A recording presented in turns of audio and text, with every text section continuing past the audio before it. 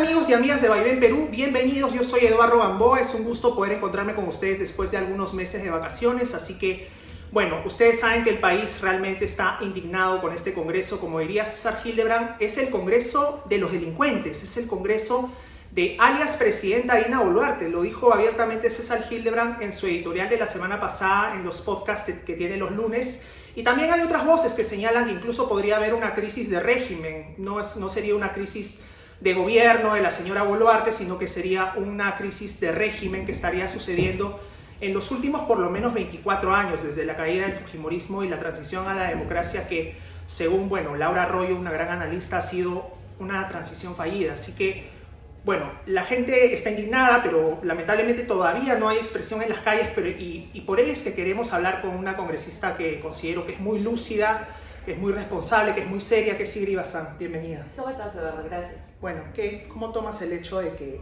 la presidenta Dina Boluarte se haya negado a permitir que se levante su secreto bancario?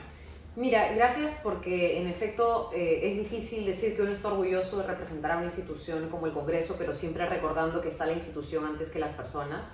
Dicho esto, creo que uno de los principales, si no el principal sostén de Dina Boluarte es el Congreso. Entonces habría que decir que gracias al Congreso, Dina Boluarte está haciendo lo que está haciendo.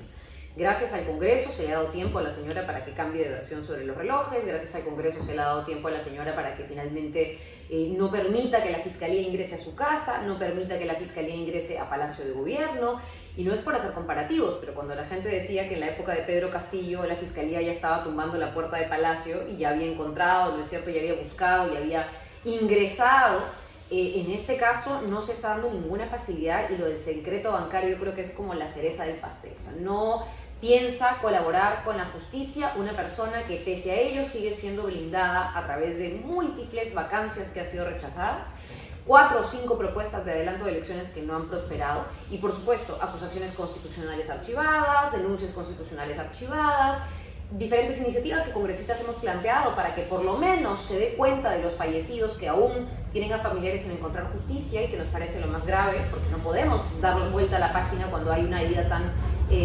cercana y tan pendiente y tan reciente con prácticamente muchos departamentos del país. ¿Y cómo tomas la remoción de Harry Colchado de la DIVIAC? Mira, yo en realidad creo que la policía es una institución que hace falta reformular. Yo no santifico ni pongo en un pedestal absolutamente nada. Ni a Colchado. Ni al señor Colchado, ni a nada. Pero dicho esto, si su remoción, ¿no es cierto?, depende de o ha tenido que ver con motivos políticos, con motivos de coyuntura. ¿Con la torta? Es una posibilidad, ¿no? Es una posibilidad. Yo creo que las investigaciones van por ahí, pero van por muchísimos otros flancos. Y uno de los que más preocupa ahora también es el caso del Ministerio Público y el copamiento del Ministerio Público, porque muchos creen que Patricia Benavides deja de ser fuera de la Fiscalía de la Nación como cargo, deja de ser un problema, y al contrario, creo que se está listando todo para su regreso, entonces eso también preocupa. Las encuestas son claras, Dina Boluarte tiene 7% de aprobación, sin embargo la gente no sale a protestar a las calles. ¿Qué está pasando? ¿Hay una desconexión entre el pueblo y la clase política? ¿Qué pasó? ¿Qué ha pasado? ¿Por qué no salen a protestar como en enero del 2023? Mire, yo creo que en realidad nos ha costado mucho como país, no solamente el tema de que no haya un asidero institucional, no hay espacios, institucionalidad, para que las personas que tienen problemas, para que las personas que viven día a día la desigualdad, la pobreza o el empobrecimiento, producto también de esta crisis más reciente, pero producto de muchos años atrás, del olvido del Estado, puedan hacerse escuchar, puedan finalmente llevar sus voces. Y lamentablemente esto ha ocasionado que haya mucho desgaste, porque yo recuerdo cuando era más joven y era dirigente universitaria y salíamos mucho a las calles y nos movilizábamos mucho y hacíamos mucho y nos hemos tirado abajo, y recordarán varios de los que de repente ven esto y hayan marchado contra la repartija del tribunal, han marchado contra la repartija de los integrantes del Banco Central de Reserva. O sea, yo no me imagino en un 2024 gente movilizándose por un cambio, ¿no es cierto?, de, imaginémonos, ¿no?, el señor Velarde porque la señora Dina decide poner a otra persona o lo que fuere. Entonces, estamos en un proceso, algunos decían, ¿no?, es el momento constituyente, algunos dicen es un proceso o un momento destituyente, pero yo sí creo que ahí la población todavía está en un desgaste, nuestras organizaciones sociales están en un desgaste, y es por eso que yo, más allá de ser congresista, digamos, o autoridad, hago política fuera de él. O sea, el trabajo es doble, es mucho más difícil. No solamente es venir aquí como uno se imaginaría, un trabajador normal, marcar tarjetas, votar tus cosas y presentar tus proyectos e irte. Hay un trabajo con la gente, hay un trabajo de representatividad que se tiene que hacer, hay un trabajo político porque cada uno tiene derecho también a tener su vida política partidaria, ¿no es cierto? Por Diferenciada. supuesto, mística, ¿no? Tal cual. Entonces yo creo que ese es el pleito que tenemos que comernos, sobre todo las autoridades más jóvenes, ¿no? ¿Cómo tomaste el hecho de que el fujimorismo haya intentado poner una contrarreforma de las AFPs? Mira, sobre el tema de pensiones, creo que ahí da para todo un programa aparte. Nosotros hemos trabajado mucho una propuesta y nos costaron varios meses. De hecho, nuestra propuesta fue la primera propuesta de este Congreso. No la de la Comisión de Economía, no la del fujimorismo. Nuestra propuesta fue la primera en plantearse, socializarse. Hemos sido la única comisión, cuando yo estuve a cargo de la Comisión de Trabajo y Seguridad Social hasta julio del año pasado, la única comisión que se reunió para hacer y elaborar y dictaminar su propuesta de reforma de pensiones con los pensionistas. Hemos sido los únicos. El resto puede llamar a MEF, puede llamar a BCR, puede llamar a expertos técnicos, pero con la gente que va a recibir su pensión o con los que ya ven los problemas de las AFPs o de la ONP y que no reciben la pensión suficiente y ya están jubilados, hemos conversado. Y creo que frente a ese debate hemos tenido mucho tiempo para que esto se apure, para que esto se debata con pertinencia, para que esto, el Ejecutivo, por ejemplo, que demoró casi un año en enviar su propia propuesta porque no le gustaba la propuesta de las distintas comisiones del Congreso, y entonces nos veíamos hace unos meses con 3 propuestas distintas, ¿no? La del fujimorismo, la de la Comisión de Trabajo y Seguridad Social y la del Ejecutivo. Entonces hemos perdido tiempo valioso. Y ahora lo que se quería hacer en los últimos plenos era apurar un retiro, ¿no es cierto?, de los fondos de las AFP, porque la gente necesita devolverle la confianza, la gente necesita volver a creer en un sistema que hoy las AFP no dan confianza, han hecho perder los fondos de miles de peruanos, y porque además se necesitaba una reforma de pensiones que estaba pendiente, y entonces el fujimorismo decide tratar de contrabandear su propia propuesta. Una propuesta que hay que decirlo muy claro, y la señora Keiko ahora se quiere abanderar del tema de los medicamentos genéricos, se quiere abanderar del tema de las pensiones, y cuando no puede lo hizo haber... en su momento. No solo cuando no lo hizo en su momento, no lo hace ahora tampoco con su bancada, porque no están trabajando para el tema, sino porque todo en esa y otras bancadas de derecha responde a temas muy economicistas, personales, y discúlpame, pero generan y demuestran que hay conflicto de interés. Nunca podemos olvidar los peruanos porque la memoria es frágil, pero hay que trabajarla. Todo cuando se ejercita no se desgasta, y la memoria es una de esas cosas que hay que ejercitar. La campaña política de Fuerza Popular la financia el grupo Credicorp, que es el grupo dueño de Prima AFP. Entonces, y esto está probado porque hay reportes, ¿no es cierto?, de la CBS, hay reportes en campaña, está investigado en la Fiscalía. De hecho, parte de los aportes que pitufeaba el partido Fuerza Popular, eso es algo que se está investigando, el famoso pitufeo. ¿Y por qué? Porque la ley te pone un tope para poder aportar. Tú no puedes aportar $1 millón a una campaña, eso sería sospechoso. Entonces hay un tope de mínimos que una persona natural o jurídica puede aportar, y en total, en montos pequeños, son casi más de 5 millones de soles que el grupo Credicorp le aportó a la campaña de Keiko Fujimori. Entonces, eso, estando documentado, y que ahora pase, ¿no es cierto?, a un congreso nuevo, entre comillas, en donde el fujimorismo quiere decir: yo quiero hacer una reforma de pensiones real, que en realidad es una reforma pro AFP, nos habla de que el conflicto de interés y la falta de memoria es algo que no se está viendo con claridad en este debate. Y hablando de falta de memoria y fujimorismo, Alberto Fujimori ha reaparecido. Algunos quieren que sea senador. ¿Cómo ves esta reaparición del expresidente, exdictador? Bueno, yo he escuchado aquí a congresistas, digamos, con alabanzas a que el señor Alberto Fujimori postula a la presidencia de la República. Hola. Entonces, y no sé si las personas han prestado particular atención a la ley de bicameralidad que este Congreso aprobó en contra de lo que la opinión pública y la gente pedía en las calles, pero esta norma de bicameralidad nos podría poner en aprietos, porque incluso plantea que aquellos que postulen a diferentes espacios dentro de nuestro Congreso ya bicameral puedan también postular a la presidencia. Entonces, ¿te imaginas? Si hay, no sé, 40 personas que quieren ser candidatos al Congreso y los 40 se postulan también a la presidencia, vamos a terminar con candidatos a presidente como cancha, como se dice. Claro. Entonces, de nuevo tenemos el dilema de cuánta oferta política tiene el peruano para escoger, pero cuán poca calidad dentro de esa oferta tan numerosa, ¿no es cierto?, va a existir como para poder hacer una elección responsable, y que no terminemos con una segunda vuelta en donde ninguno de los dos candidatos, y hay que ser sinceros, representaba a más del 30-40% de peruanos. O sea, no es una segunda vuelta la que tuvimos, en la que muchos peruanos se vieron reflejados, pero evidentemente en un contexto de polarización hubo que demarcarse, ¿no?, o elegir.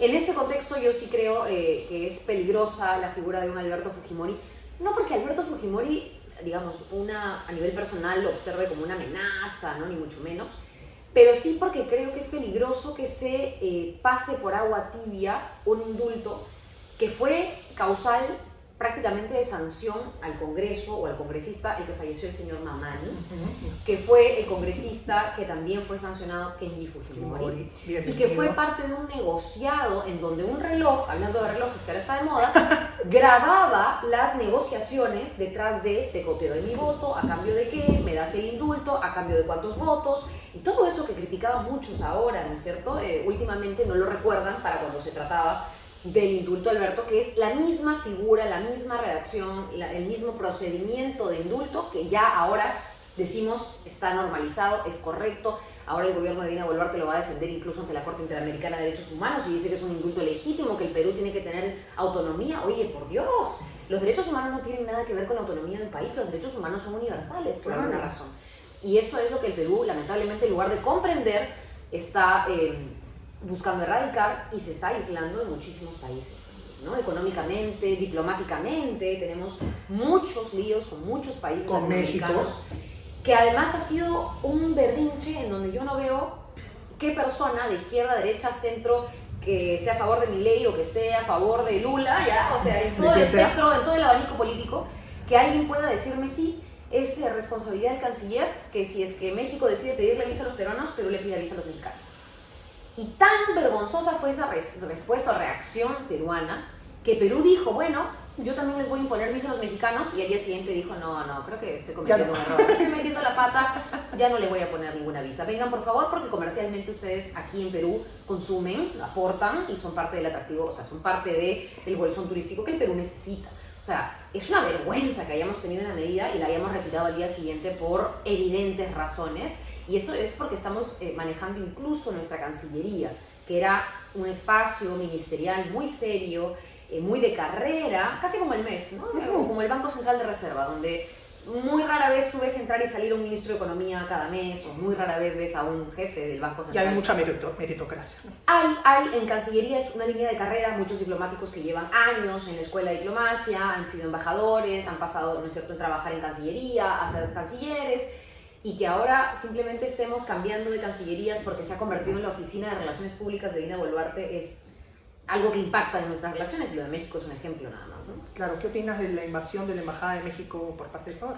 Mire, yo creo que eso también lo hemos deplorado, sentimos que cada vez se está politizando más en un mundo tan globalizado y que necesitamos además abrazar mucho, sobre todo en términos continentales, ¿no? O sea, América Latina, Sudamérica, digamos, debiera estar más unida frente a cualquier intromisión que no sea, digamos, de países con realidades tan cercanas. Y en el caso de Ecuador, yo ni siquiera veía, digamos, ahí, o en general, en ningún contexto vería yo ahí una necesidad, una razón de entrometerse en una embajada, porque recordemos que las embajadas, por principio, en su creación, son territorio de ese país. Entonces, tienen una serie de reglas y regulaciones. El Convenio de Viena. Correcto, que impiden que cualquier persona entre, así esté en el país donde esté, como si fuera su casa. No lo hizo ni siquiera Pinochet. No, es una violación flagrante, y la verdad es que yo lamento que los ecuatorianos y algunos medios de comunicación, yo leía la otra vez un par de medios, que básicamente decían que Ecuador está solucionando todo el problema de la delincuencia. De la impunidad, de la corrupción. Y de la delincuencia armada, vieron ustedes los secuestros en vivo, televisados, claro, etcétera, con la ley de Bukele. Y que en Ecuador se está bukelizando. Y eso es una gran mentira. No solo Ecuador no se está bukelizando, número uno, pero número dos, más allá de la desinformación y de los excesos y abusos que están dándose en Ecuador, sí creo que es importante comentar y dejar de comparar lo que ocurre en El Salvador con lo que ocurre en el resto del mundo. Y para muestra un botón, El Salvador es un país que no supera la población del Callao. Entonces, pensar en que en Perú se va a dar un modelo Bukele... En América Latina. O en América Latina se va a dar un modelo Bukele cuando el modelo Bukele está siendo aplicado para un país que no tiene, ¿no es cierto?, más de... Para una regioncita. Menos de 1 millón de habitantes. Sí. Es menos de 1 millón de habitantes. Entonces, no sé, 300.000, no sé, ahorita voy a mentir con el número, pero realmente es simplemente querer copiar algo, y querer copiar algo, ya hemos visto, no funciona cuando son países tan distintos. Pero son modelos que establecen los medios de comunicación. ¿No crees que varios medios, que los grandes medios están blanqueando el neofascismo? Pero por supuesto, no solamente están El problema con los medios de comunicación, y habiendo trabajado en varios, no todos los medios de comunicación son iguales, escritos, digamos, impresos, ¿no es cierto?, radiales, televisivos. Y esto es un fenómeno muy interesante si alguien tiene tiempo de leer libros como, por ejemplo, el libro La Videopolítica, ¿no? Hay libros, Homo Videns, correcto. Sí. Hay libros muy interesantes en donde toda la información puesta en una sola imagen, lamentablemente reduce muchos fenómenos muy complejos a eso, a una sola imagen. Entonces, si uno ve a un ladrón en la cárcel, piensa que esa es la solución para la delincuencia. Y es hay mucha más complejidad detrás de apresar a alguien. No es tan sencillo como meter a todo el mundo a la cárcel para un país de más de 35 millones de personas o de habitantes como es el Perú. Entonces, yo sí diría en todo caso que esto se tiene que ver primero desde su dimensión, segundo porque los derechos humanos no son cualquier cosa, los derechos humanos no son simplemente descartables, los derechos humanos no son un tema caviar, los derechos humanos le salvan la vida a todas las personas todos los días. Entonces, en segundo lugar, y en tercer lugar, es una visión economicista y es una visión que, como tú dices, valida, blanquea, normaliza los abusos, los excesos, la corrupción dentro de esas autoridades que finalmente cometen esos abusos, esos excesos, la impunidad que nos impide saber la verdad, y eso es tan importante para cualquier Estado de Derecho y su población, y para ejercer el control político de parte de la población. Entonces, ahí lo dejo, pero es un análisis muy extenso. ¿Has apoyado la creación de un sindicato de Latina Televisión? Sí, nosotros estamos ahora, bueno, no ahora, en verdad de toda la vida hemos apoyado los derechos laborales en general, y lo digo hemos porque yo soy parte de un partido político y siempre he sido parte de la vida política. Yo hago política y soy parte de un partido político desde los 18 años, y eso lo supieron la radio que me contrató, el periódico en el que escribí y el canal de televisión en el que también trabajé.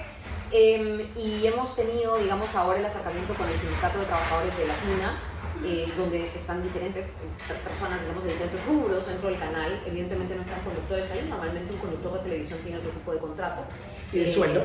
Y de sueldo y de todo, por supuesto.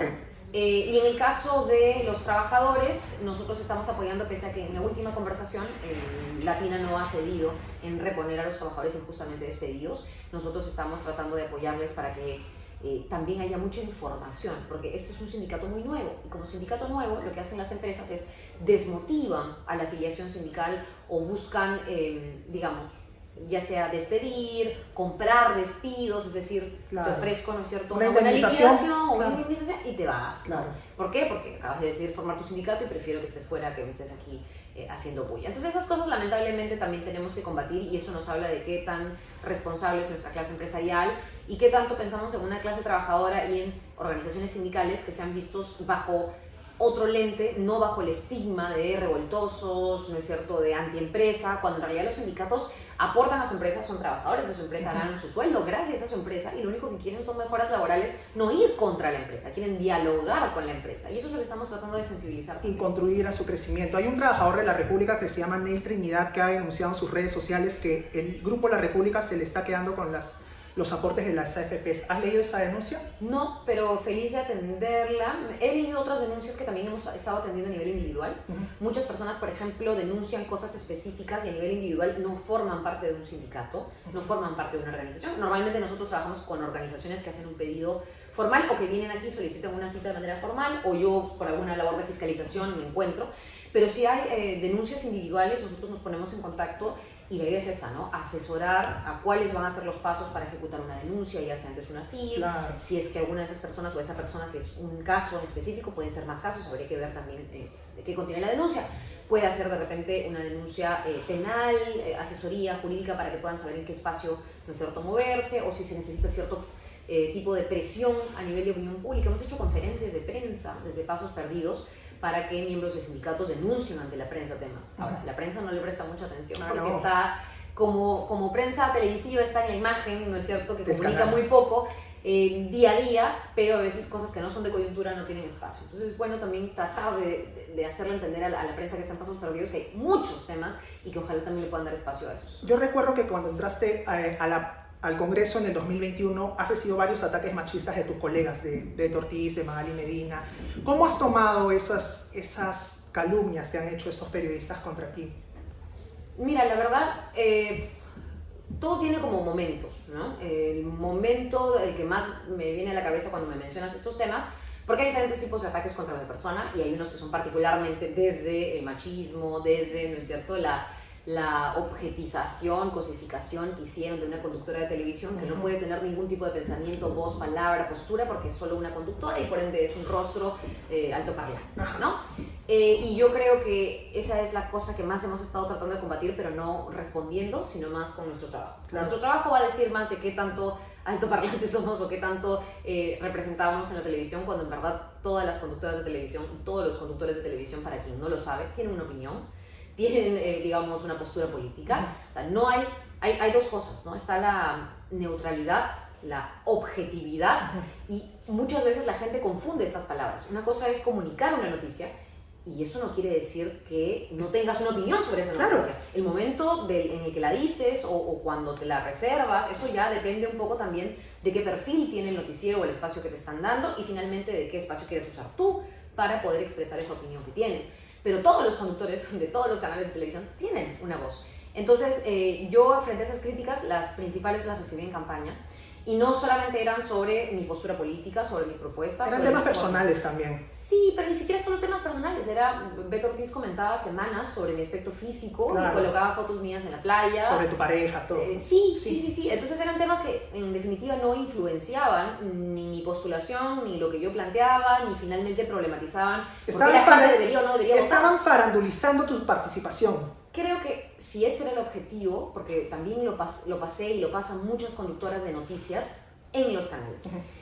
Cuando tú eres conductora de un noticiero y te asumes, ¿no es cierto?, como una persona que tiene que transmitir cierta seriedad, serenidad para abordar temas muy difíciles, porque las noticias son buenas, son malas, hay accidentes, hay delincuencia, hay crisis política, y uno tiene que también tener ese perfil, ¿no es cierto?, para abordar todos esos temas con la seriedad debida. Pues a veces existen, ¿no es cierto?, desde el espectáculo algunos conductores que, yo no sé si ahí es una falta de imaginación, pero son conductores que a falta de material o contenido, no solo argumentos, sino dentro como conductora de televisión, atacan o buscan farandulizar a otras conductoras de noticias. Yo lo he vivido antes de postular, lo he vivido cuando yo era conductora de un programa periodístico y se hablaba de mi vida personal en un programa de espectáculo. Eso tiene que ver mucho con la cultura de la cancelación, creo yo. Sí, y además con la cultura del chisme, en donde todo chisme es válido, no importa a quién dañes, Claro. qué privacidad invadas, cuáles sean las consecuencias de ese chisme, que finalmente, ¿no? Yo no estoy hablando por si acaso de infidelidades y futbolistas, que es lo que más nos puede venir a la cabeza, sino de cómo una conductora de televisión pueda salir con alguien, pueda hacer algo en su vida privada, y eso se ha mostrado en la pantalla grande sin su permiso, siendo ella una conductora de un programa periodístico. O sea, cuando uno está detrás de una pantalla, y eso es algo que yo aprendí, y ahora como congresista que comunico, también lo aplico a mi vida, ¿no es cierto?, como política, como autoridad, uno es responsable detrás de lo que hay en esa pantalla.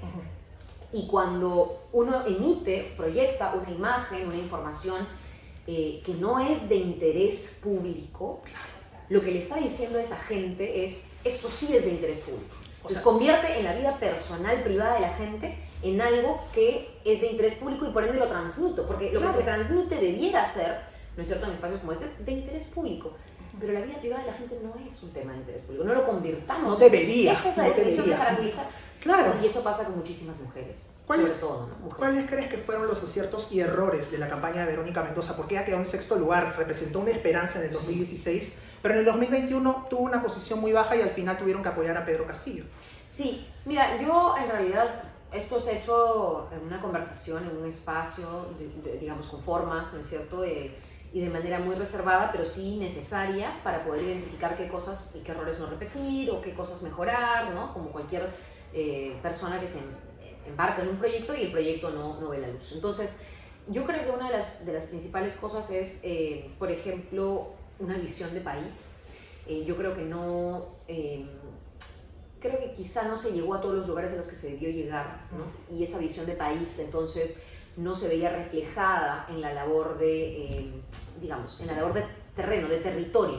O sea, lo que se hacía era, bueno, sí, nosotros buscamos representar a las comunidades campesinas, a las comunidades indígenas, a trabajar, queremos trabajar con las rondas, queremos trabajar, ¿no es cierto?, con las organizaciones pero más allá de plantear eso, el acercamiento no llegó al nivel al que nos hubiera gustado. Entonces, queríamos representar a todos, pero no nos reuníamos con todos. Y podíamos o podemos excusarnos y decir, bueno, faltaron recursos, faltó tiempo, faltaron operadores, faltaron, ¿no es cierto?, equipos, pero lo cierto es que también faltó estrategia, porque la idea de hacer política y embarcarte en una campaña también quiere decir que con lo que tienes que hacer lo que tienes que hacer y lo que estás planteándote hacer, sea mucho, sea poco, pero con lo que tengas, hacer las veces o hacer lo imposible. Y eso creo que faltó, esa ambición vista desde el significado positivo de la palabra, ¿no? De querer comerse esta campaña y de querer llegar a todos lados, nos faltó. Porque no tomaría yo, al menos es mi forma de trabajar, como excusa, ¿no? Nos faltaron manos, se consiguen manos. Claro. Yo creo que ahí nos faltó un poquito más de empuje, un poquito más de voluntad para llegar a todos los lugares que queríamos y que decíamos íbamos a llegar. Y eso fue una de las cosas que finalmente abrió cancha para que otros candidatos que sí llegaron comunicaran mejor el mensaje. Porque el mensaje en algunos casos no era tan distinto en algunos temas, ¿no? ¿Y no crees que Perú Libre hizo un ataque hacia Juntos por el Perú, tildándolos como los caviares, como la izquierda moderada? Bueno, Perú Libre, esa fue su estrategia de campaña, decir que son la verdadera izquierda y que Juntos por el Perú era la izquierda acomodada, de cafetín. Mira, no recuerdo tanto haber sentido, o quizá no recuerdo haber sentido tanto ese punto. Más creo que pesó el tema territorial, el tema del acercamiento, el tema de los operadores políticos. Por supuesto que también tuvo que ver mucho, y tú mencionaste una palabra que es la mística, y yo creo que Pedro Castillo también era una persona que supo aprovechar su mística o le ayudó y cobró mucho valor y mucho sentido para mucha gente del campo ver que una persona igual que ellos también encarnara propuestas, ¿no es cierto? Entonces creo que es una multiplicidad de factores, pero sí siento que ahora, y esto deberíamos sacar, a veces uno dice, bueno, aprendan pues, ¿no? O por qué votaron pues, o por qué hicieron esto pues.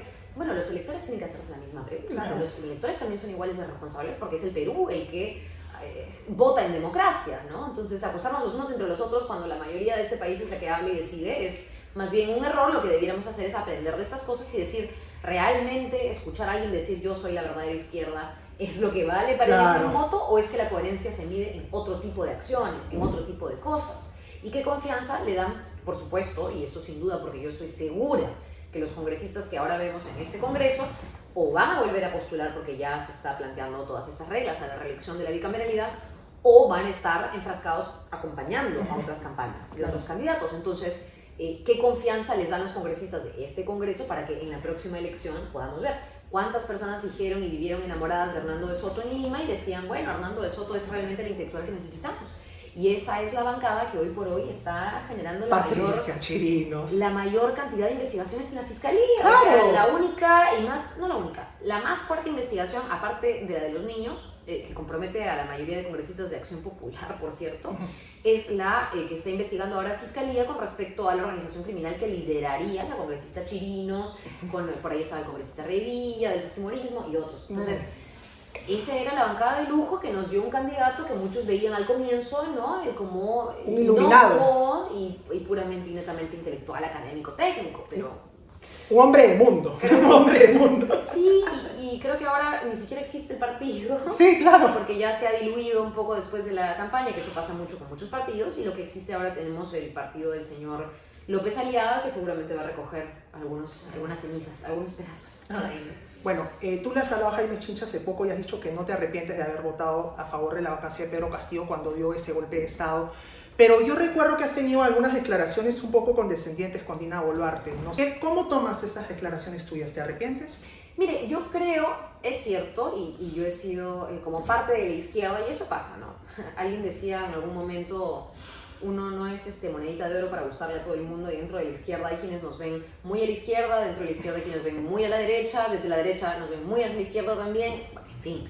Ahora, más allá de cómo nos califican, digamos, en este tema, yo sí creo que ha sido terrible, y además nunca pensamos que iba a ocurrir que Pedro Castillo anunciara la intervención de las instituciones democráticas. Ah, no, sí, por judicial. Entonces, claro. En ese momento muchos optaron por elegir entre dos opciones. Había más opciones, pero muchos eligieron por optar entre dos opciones. O me desaparezco y no voto, y hago como que no escuché. Varios lo hicieron. Porque no sé qué hacer. No. Además, ¿no? Cuando uno escucha el anuncio del señor Castillo, y esta es la primera vez que hablo de manera tan específica sobre el tema, y uno recuerda mucho otras épocas porque era inevitable, uno piensa, bueno, ¿en qué momento está el ejército? Obviamente después nos dimos cuenta, no había ejército, no había planificación, este mensaje no sabemos de dónde salió, por qué decidió decirlo, ¿quién lo escribió? con quiénes consultó su decisión. 3 personas creo que fueron. Mira, la fiscalía lo está investigando hasta ese punto. Ahora, yo creo que sí es bien caradura decir, ¿no es cierto?, rechazamos lo que hizo Pedro Castillo, pero qué bueno que Alberto Fujimori esté indultado y ya le tocaba porque el chinito se comió, ¿no es cierto?, tantos años en cárcel. Eso me parece el cinismo personificado y la hipocresía pura. Pero lo que sí, nosotros, la verdad, nos vimos sorprendidos por ese anuncio. Y sí, yo lo he dicho en algún momento, no voy a avalar, o no van a ver de mi parte en todo caso, avalar la intromisión, ¿no es cierto?, de las Fuerzas Armadas, pese a que no se ejecutaran, a las instituciones democráticas, la intervención al Poder Judicial, el cierre del Congreso, el cierre de todo. O sea, porque en realidad aquí hay que ser claros. Yo y mi bancada y los congresistas mayoritariamente no iban a votar por una vacancia de Pedro Castillo. No por blindar a Pedro Castillo, sino porque no teníamos la evidencia que hay ahora, por ejemplo, contra la señora Boluarte. Porque sí, podían haber muchos errores, podía haber mucha lentitud, podía haber cambios de ministros, pero no había, digamos, Rolex, no había, digamos, ¿no es cierto?, latas de atún, no había, digamos, regidores, ¿no es cierto?, involucrados.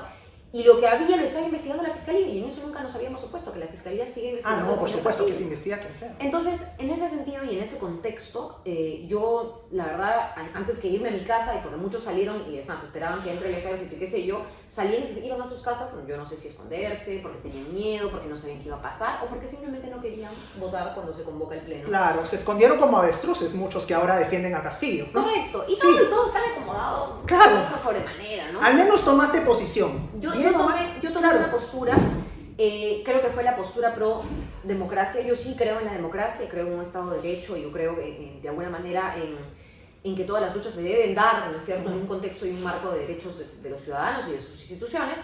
Y dicho esto, yo esperaba, y creo que varios, no era la única ni muy sola, esperábamos que dentro de una plancha la persona que iba a suceder pueda continuar con el programa del señor Castillo, que esto implicaba, porque en eso sí siempre hemos sido férreos defensores. Nosotros hemos sido férreos defensores de la segunda revolución agraria, nosotros hemos sido férreos defensores en la reforma tributaria, nosotros hemos sido férreos defensores en que en un país rico no pueden haber más. Pero no era extraño que una semana antes a Dina Boluarte le hayan anulado las investigaciones en el Congreso, una semana antes de que haya Una semana antes, no digo que todos, pero yo y algunos colegas cercanos con los que intercambiamos de vez en cuando opiniones políticas y decisiones políticas, no nos imaginábamos, más allá del detalle de esa investigación en la Subcomisión de Acusaciones Constitucionales, si es que se iba o no si es que había o no había culpabilidad detrás de la señora Boluarte.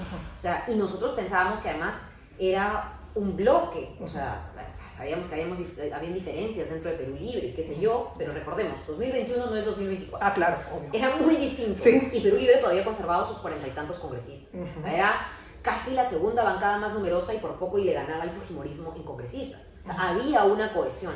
Entonces no había sospecha de que, más allá de que la señora Boluarte sea o no culpable por un caso, no sé si eso era el Club Apurímac o era otra cosa, la investigación que se le absolvió, pero mucho menos de que iba a traicionar el programa. Para nosotros el apoyo a Pedro Castillo en segunda vuelta se basó en el programa, porque como persona, y yo lo conocí personalmente, hemos hecho campaña en segunda vuelta por él, digamos, podía ser un profesor, un maestro jovial que te contestaba afectuosamente, ¿no es cierto?, que empatizaba muy bien con la población, pero a nivel personal cercano no lo conocíamos, era un desconocido. Claro, era una persona políticos muy reservada que han hecho política. y que hacía, reuniones de gabinete en la sombra incluso. Entonces, en ese sentido, lo que nosotros evaluamos, y yo dije en ese video, es ojalá que la señora pueda llevar a cabo estas propuestas de reforma y por el bien de los peruanos continúe el programa por el cual se la eligió a ella con la plancha de Pedro Castillo. Ahora, esas declaraciones han sido sacadas de contexto y quien quiera que las ve piensa, esta congresista está apoyando a Dina Boluarte. Aunque dijiste que tenías esperanza porque era una mujer de regiones. Pero por supuesto que tenía esperanza. Yo tengo esperanza en muchas personas, que tuvo esperanza en el señor Castillo, y su mensaje no me dejó más que perder esa esperanza. Es más, en el gobierno de Pedro Castillo yo perdí la esperanza cuando iba semana tras semana a tocar las puertas del Ministerio de Agricultura para poder concretar esa segunda reforma agraria. Porque no solamente te falta un eslogan, si no hay proyectos concretos para una segunda reforma agraria, tú no le puedes vender a la gente un eslogan porque la gente no es tonta.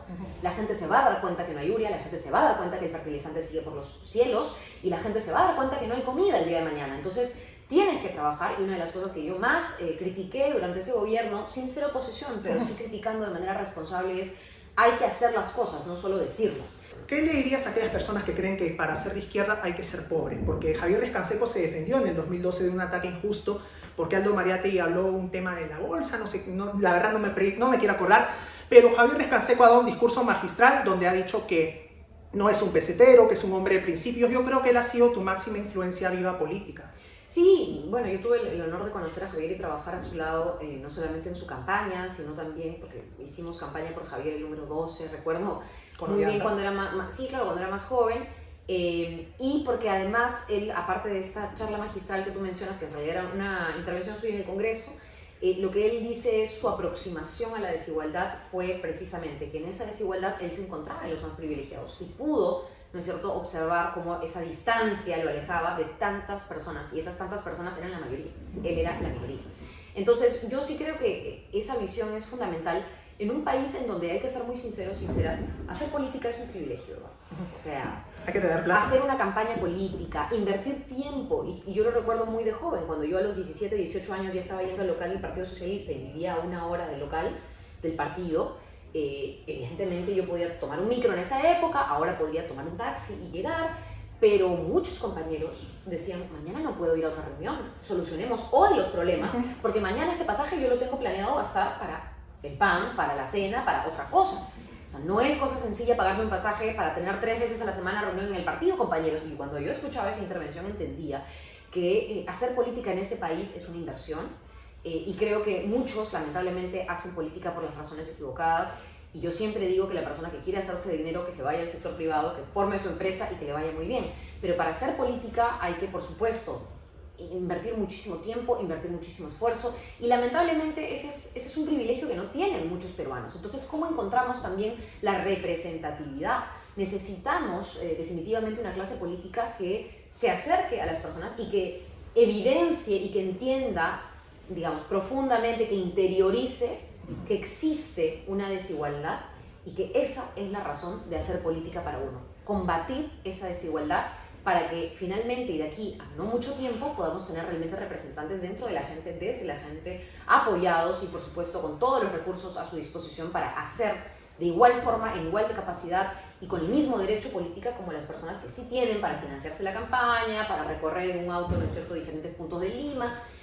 Yo creo que por eso trabajamos, o sea, por una igualdad, no solo igualdad de oportunidades, no solo igualdad de la ley, sino porque somos y tenemos que ser iguales en todo aspecto. ¿Y tú crees que el haber estado en la televisión te dio privilegios para entrar a la política? O sea, más votos de repente.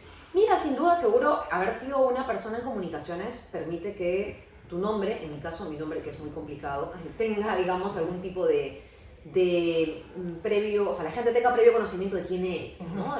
Siempre en campaña algunos me decían, ay, eres la periodista de televisión. De Latina, claro. Algunos me decían, sobre todo taxistas, ¿no? Ay, ella es la señorita de la radio, ¿no? Otras personas me decían y me dicen, ¿no? Ay, yo leí tus columnas en La República. Entonces, claro, era una forma. Ahora, yo casi siempre, pese a tener programas, digamos, algunos informativos más que de opinión, he tratado de editorializar y me he metido en muchos problemas porque yo he criticado mucho la acción de la policía cuando interviene en locales, he criticado mucho, ¿no es cierto?, los protocolos al momento de hacer control de multitudes, he criticado mucho desde la televisión y desde otros espacios que no se visibilice, por ejemplo, la lucha de las ollas comunes, que es algo que yo como conductora trataba de salir y ver. En el caso de San Juan del Lurigancho se rompió como 2 veces, ¿no es cierto?, las tuberías de Sedapal, y no sé si recordarán ustedes las terribles imágenes en donde pedí ir también a cubrir en vivo todo el desagüe, cubriendo las casas en San Juan del Lurigancho, y era un tema que en realidad solo después de un desastre se podía abordar, pero que era necesario ver en toda su dimensión. Entonces sí creo que ha sido, digamos, de alguna manera algo extra que tenía, sí, sin duda, pero también creo que es algo dentro de lo cual he tenido una mirada y una perspectiva siempre desde mi posición y desde mi forma y visión de las cosas. Incluso